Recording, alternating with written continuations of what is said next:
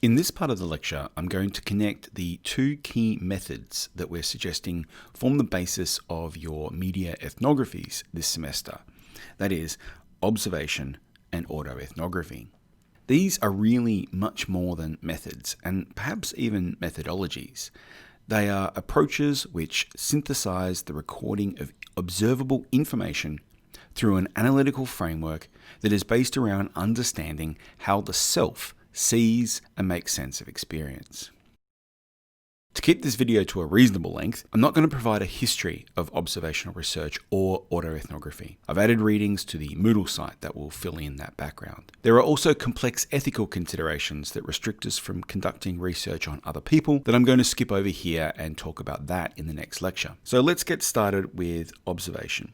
According to Amir Mavasti, who is in the readings this week, observation is the bedrock of all sciences. Observation is used to test theory and develop new knowledge. All observation relies on senses and sensors, both human and non-human, as a means for establishing judgment and collecting information to be analysed. Sometimes the only way to understand a phenomenon is to observe it directly, and this approach has its advantages and its limitations. In media ethnography, direct observation is useful to compare the way that platforms, products, practices, and processes are advertised, marketed, and otherwise represented compared to their actual lived experiences. Observation in ethnography is defined by the researcher's relationship to the field of study, which means that the data collection, its analysis, and interpretation is produced through the lens of personal subjectivity.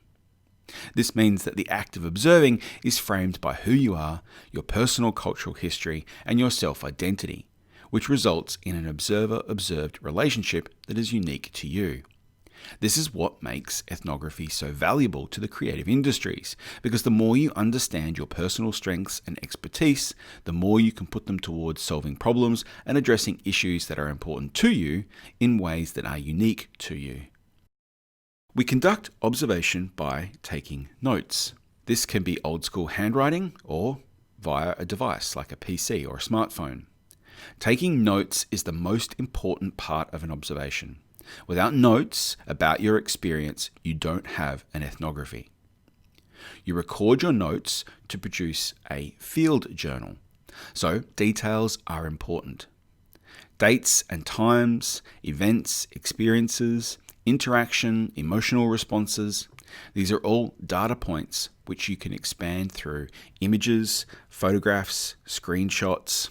You can even record your own personal reflections via audio and video notes. Your notes are personal, so you are free to record your experience in order to then selectively analyze that experience later. But remember, you don't have ethics permission to use anything that includes others' expressions, so focus on your own. Keep a record of how you make a tweet, how you post to Instagram. The details are crucial here, and nothing is irrelevant or obvious, even if it's total common sense and everyone knows it. By recording your observations, you can turn it into potential data to be analyzed later.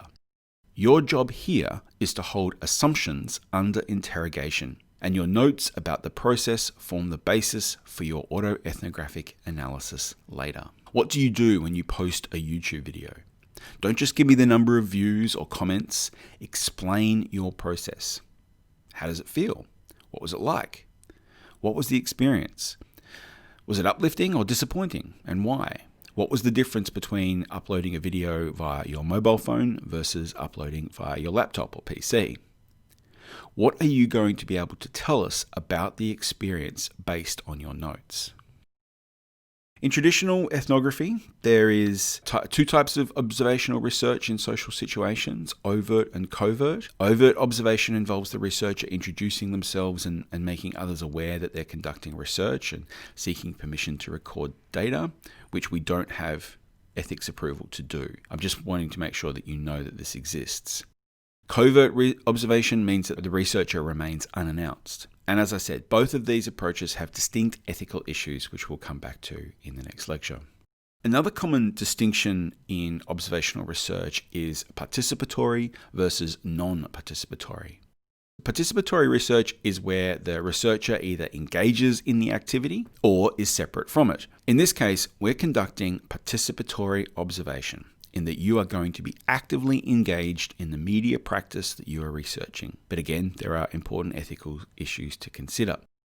In order to address most of these ethical concerns, we're combining participatory observation with autoethnography. Autoethnography is typically characterized as autobiographical. It is a genre of research and writing that Carolyn Ellis notes is both a process and a product. It is both evocative and emotional. It is both analytical and descriptive. Autoethnography has been used to examine deeply personal experiences of trauma and mental illness. It has been extremely important for communicating personal accounts of people identifying with different sexual and gender minorities. And in the reading this week, you have Sarah Wall's account of her autoethnographic PhD that examines the process of learning how to do autoethnography on her experiences of adopting. This approach is usually called evocative autoethnography, which Ellis and Bochner describe as displaying multiple layers of consciousness connecting the personal to the cultural. They describe the autoethnographer's gaze, a way of looking, as moving back and forth, first through an ethnographic wide-angle lens at the situation, and focusing on social and cultural aspects of personal experience, and then looking inward to expose a vulnerable self. Let me put this in context of a media ethnography. Let's say you're doing an autoethnography of building a PC. This is a project I'm working on with my kids at the moment. And so I'm going to focus my field site on the experience of the subreddit r/build a PC.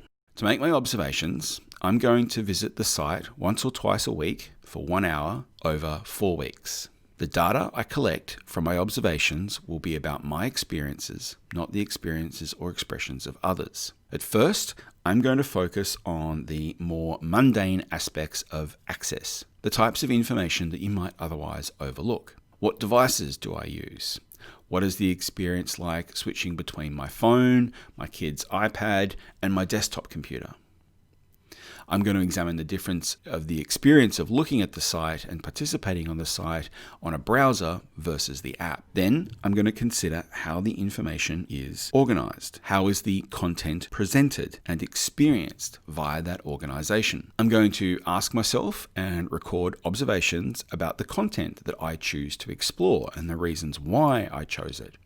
Am I looking at a piece of content because it has a lot of upvotes, or am I looking at a piece of content because it seems to have the most recent information? And I'm going to record notes about the processes of making sense of it. Do I need to go and read Wikipedia, or do I need to go and watch YouTube videos in order to make sense of what's being said in the post, thereby expanding the field of relations? Then I'm going to participate. I'm going to start by adding comments and asking questions on people's posts. Then I might even make a post myself and record the processes. I'm going to indicate the steps I take as well as how it feels.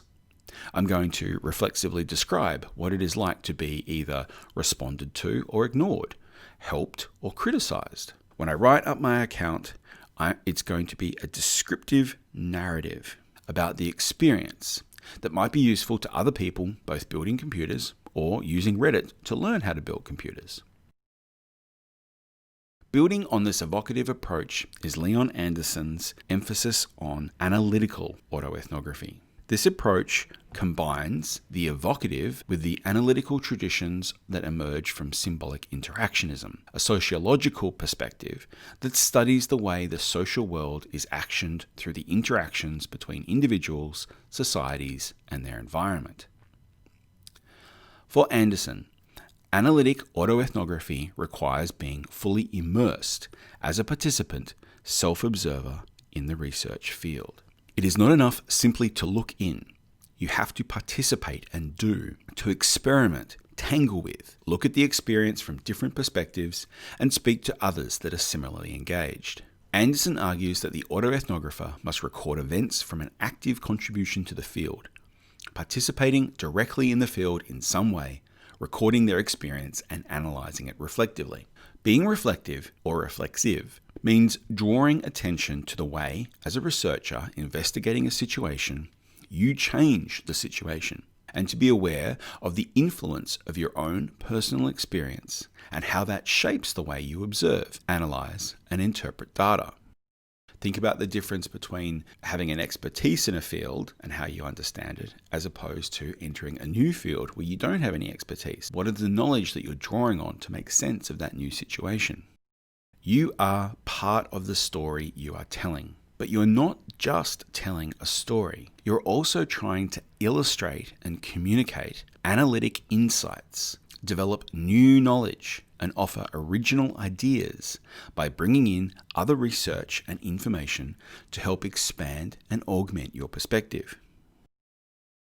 Anderson argues that the autoethnographer should discuss changes in their beliefs and relationships to humans and non-humans in the field as they occur, producing an account to vividly reveal themselves as people grappling with issues reliant to membership and participation in fluid rather than static social worlds. That is, keeping account of how things are changing by reflecting on your personal beliefs as they start to change. So, to analyze immersive experiences, I'm drawing on Amir Mavasti's approach, which distinguishes between three strategies for making sense of observational and autoethnographic data and conducting analysis, that is, descriptive, inductive, and constructionist.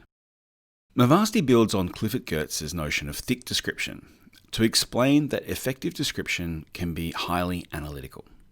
This is where you take your field notes and use them to describe the situation in such a way that you produce new knowledge and original insight, and you're communicating it in interesting and engaging ways.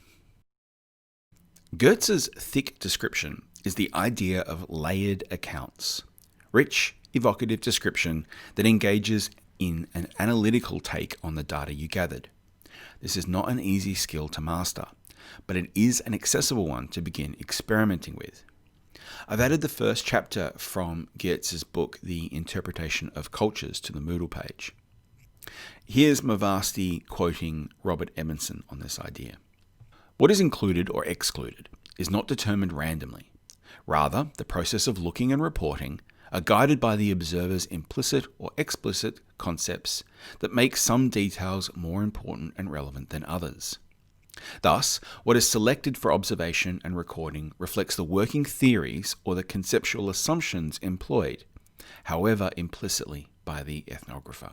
To insist on a sharp polarity between description and analysis is thus misleading. Description is necessarily analytic. So take note here that the point being made is that description is analytical, but you also need to be versed in the conceptual framework or the working theories that you're employing to help make sense of that description. This is where background research is crucial. It's not enough to just describe.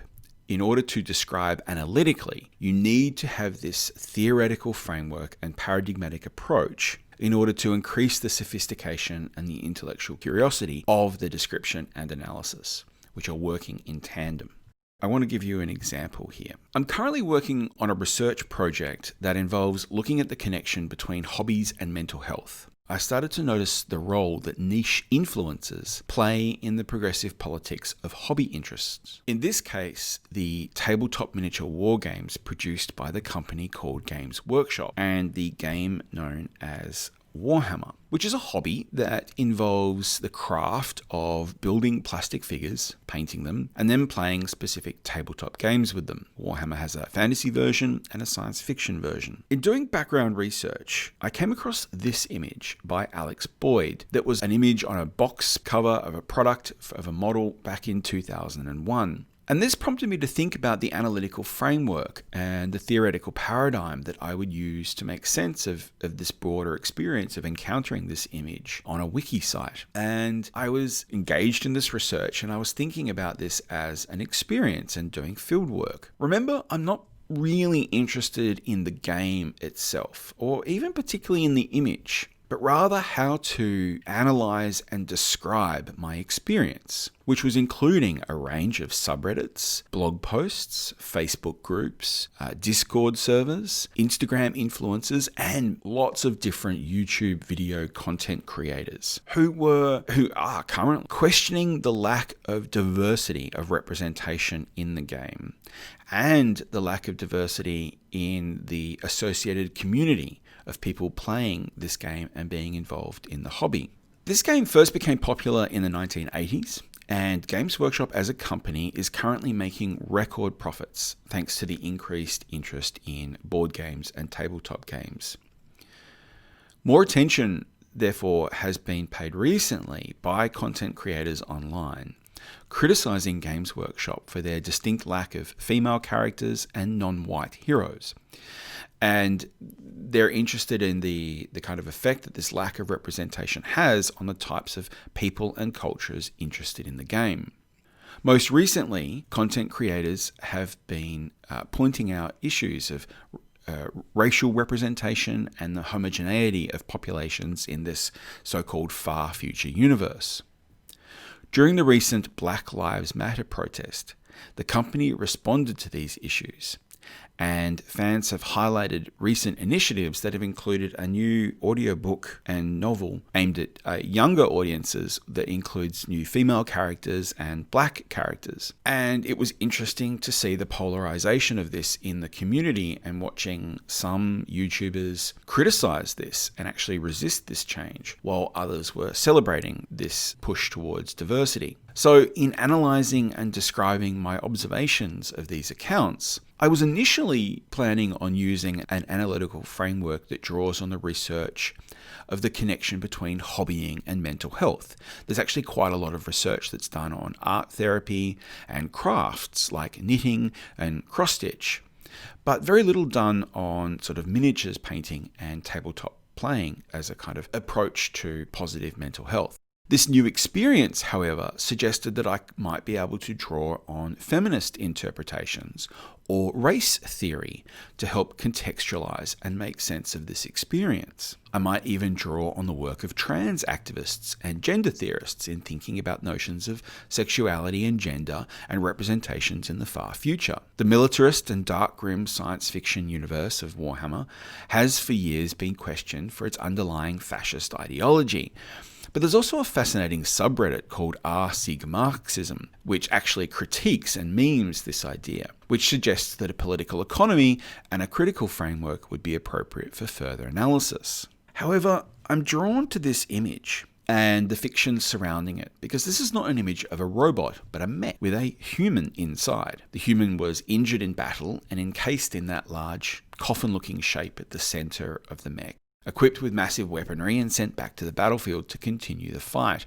And I think this might be interesting to continue this study, looking at this image and looking at the experience of this image and other images through the lens of disability studies. I could then look at the experience of other representations of disability in science fiction, and I'm particularly drawn to the movie Starship Troopers that has a couple of examples of this. Ideally, in the future, I would get ethics permission to actually go and interview experts in the field of disability services about this representation and talk to people with disability, particularly physical disabilities, who are interested in tabletop wargames and the hobby of miniatures painting, and to take this brief autoethnographic and observational study into broader ethnographic territory.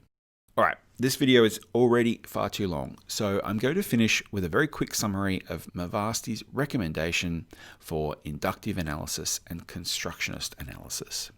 Inductive analysis proceeds from specific personal observations and experiences through analysis and interpretation to more generalized propositions about reality, moving from the specific to the general. For example, in my observations about the issues mentioned above, by examining sites like 4chan, Wikipedia, Reddit, YouTube, Instagram, Facebook, and participating in Discord discussions, I might move from my personal experience to make the claim that while historically this company has represented heteronormativity, white power, and fascism in its fictional universe, its consumers have actively resisted these ideologies and have forced the company to start to correct these issues. and maybe even be able to make the argument that this is a wider trend across Western society as a whole in terms of the diversity of representation in popular media. Here, we could actually then start to make more quantitative and measurable observations. We could count the number of female, black, Asian, disabled, trans characters that we see in the game now compared to 10 or 20 years ago. And we could proceed organisationally, looking at the hiring practices of the company itself in terms of its artists, rules writers, managers, advertising and marketing agents, and so on. We might then start to be able to establish a more general correlation between the hiring practices and the representational diversity of the materials that the company is producing. This then leads us to the constructionist analysis. The goal of the constructionist analysis is to uncover meaning-making processes. In traditional field ethnography, this would involve observation of others with permission, followed by interviews and other methods for data collection in order to better investigate the thinking and motivation of actors in the field. With autoethnography, this involves examining particular and contextual, meaningful processes. Unlike descriptive analysis, this would focus less on the thick description of the experience and more on analysing the processes that are engaged in observation. For example, why did I make that connection between the dreadnought image and disability? What was it about my experience or lack of experience with people with disabilities that led me to think that way? What are the particular social and cultural factors, such as employment, education, and so on, that help to construct that response? One of the issues that I'm aware of is the problematic dehumanizing of people with disabilities that can occur in popular media, and perhaps I was concerned by that. But this is a grim, dark universe that's all about the fear of the dehumanizing of the individual in the face of endless war and forces outside our control. And perhaps that's the process that I should be focusing on, and do research into the relationship between, say, war veterans and disability, particularly research into prosthetics and cybernetics that will help construct a better understanding of the experience of this observation. Okay, there we have an overview of the observation and autoethnographic research methods that includes data collection and analysis for your media ethnography projects. I know there is a lot to take in this week. There's a huge amount of resources available on the subject Moodle page to check out. Hopefully this will serve as a solid foundation for discussing your approaches in the tutorials and preparing for your project pitch presentations. Thanks for watching and happy researching.